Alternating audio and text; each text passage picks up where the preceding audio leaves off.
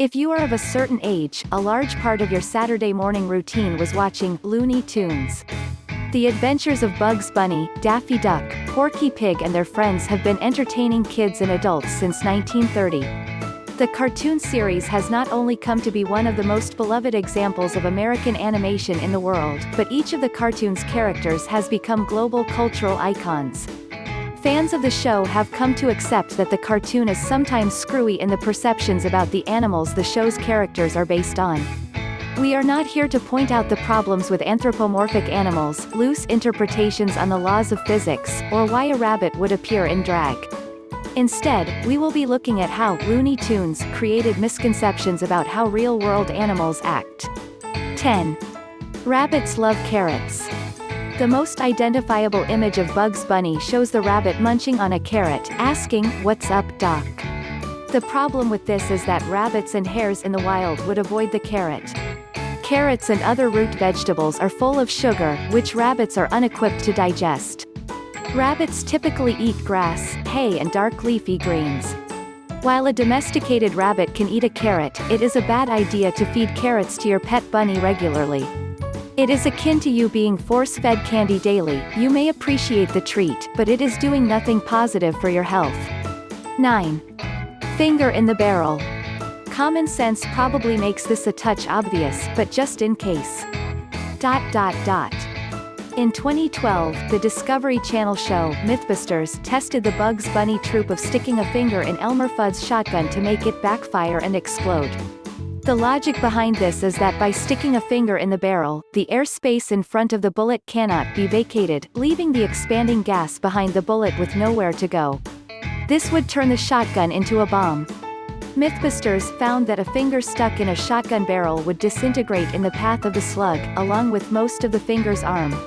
If Bugs was to plug a shotgun barrel with his finger, Bugs would have died or been horribly maimed. Fortunately, Looney Tunes is just a cartoon and the laws of physics there are but a suggestion. 8. Cats and skunks. This myth may be more due to animation design laziness than anything zoological. Some of the most memorable Looney Tunes episodes show Penelope the cat or some other unfortunate feline having a white stripe painted down her back. The cat is then thought to be a female skunk by the Casanova skunk Pepe Le Pew. In real life, a cat cannot be confused with a skunk. Striped skunks are related to badgers and weasels. While about the size of a cat, striped skunks have pointed snouts, rounded ears, and wide, flat tails. Cats have flat faces, pointed ears, and narrow tails. Cats also have stout but flexible bodies, compared to a striped skunk's elongated torso. So, a cat with a white painted stripe down its back would look like a painted cat, and not a skunk. 7. Dogs hate cats. Evolutionary zoologists have found that there is nothing about a cat that makes a dog hate it.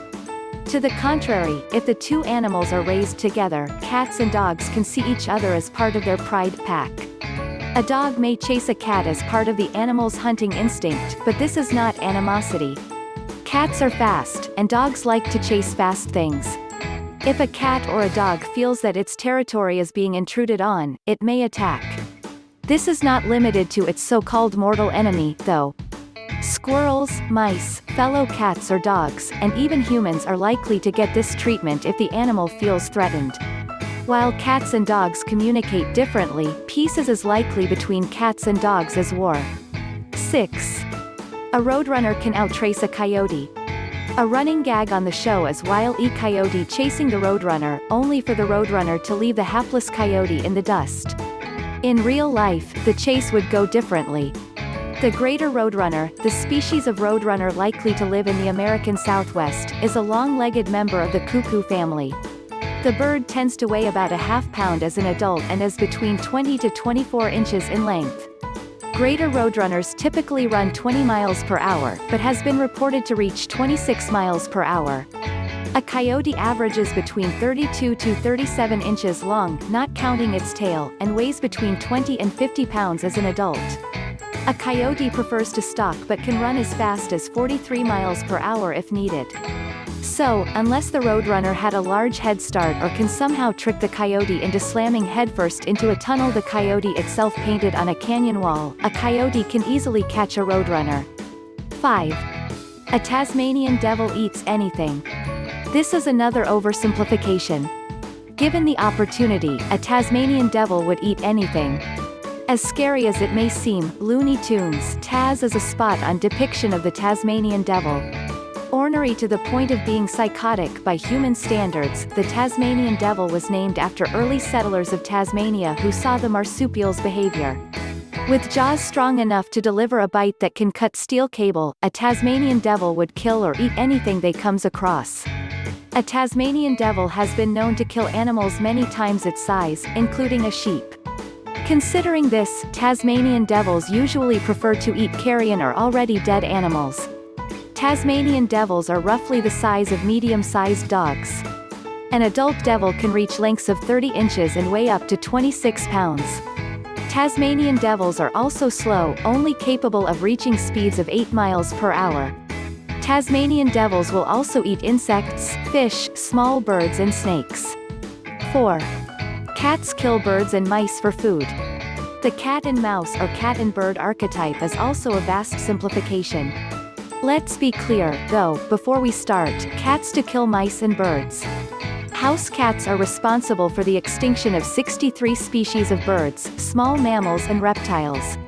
It is estimated that the American cat population kills between 1.3 billion-4.0 billion birds and 6 billion-22.3 billion mammals every year. The problem is that house cats do not just kill for food. While we can emphasize with Sylvester chasing Tweety while hungry, it is just as likely that Sylvester would go after Tweety regardless of his food situation. A cat's predatory instinct is so strong that even a well-fed cat would ambush and kill a smaller animal. The situation has led the domesticated house cat to be classified as one of the 100 world's worst invasive alien species. 3. There is no such a thing as a chicken hawk.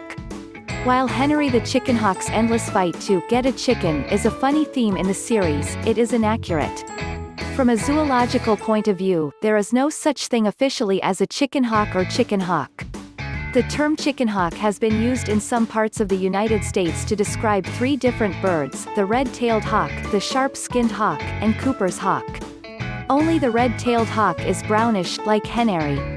These birds do not generally eat chicken. While a red-tailed hawk may go after a free-range or wild chicken, the hawk usually eats rabbits and rodents. Cooper's hawks and sharp-skinned hawks are bird eaters but would not go after a chicken. A chicken may be the same size or larger than the hawks. 2. Rabbits are fast burrowers.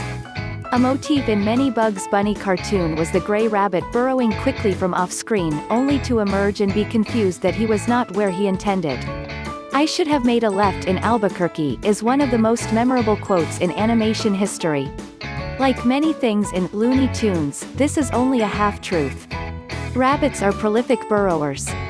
The typical rabbit spends most of his non-foraging life digging. Rabbits have powerful front legs and long, sharp claws. Rabbits will burrow to build a den or nest underground, although cottontail rabbits build dens above ground. These dens are connected to neighboring dens, forming a network called a warren. Even though digging is instinctual for rabbits, it is a slow, time-consuming process. Rabbits will spend days, if not weeks, digging a single hole. While rabbits will spend large sums of energy digging, their small size means that only a small amount of dirt is moved at a time. This doesn't dissuade them, though. There is something about rabbit holes that Looney Tunes did get right. Usually, when Bugs needs to make a quick escape, he will dive into a nearby rabbit hole, only to appear somewhere else. This is typical rabbit behavior. To avoid predators, rabbits will dig deep escape routes in their foraging or warren zones. These rabbit holes are connected to the warren or to other rabbit holes. A frightened rabbit would head to the nearest rabbit hole, dive in, travel through the underground connections, pop out a different hole and escape, confusing the predator. 1. Ducks must fly south for winter. Ducks, like most migratory birds, do not always travel south for winter. They simply move from one habitat to another that may offer them better odds for survival. While this may mean that most ducks do travel south, ducks that have a ready access to food may opt to winter where they are. Other ducks may travel west or even north to known feeding spots. Usually, the place ducks travel to migrate is based on their ancestral nests. So, Daffy going on strike from flying south is not so strange. Of note, domesticated ducks don't migrate during the winter.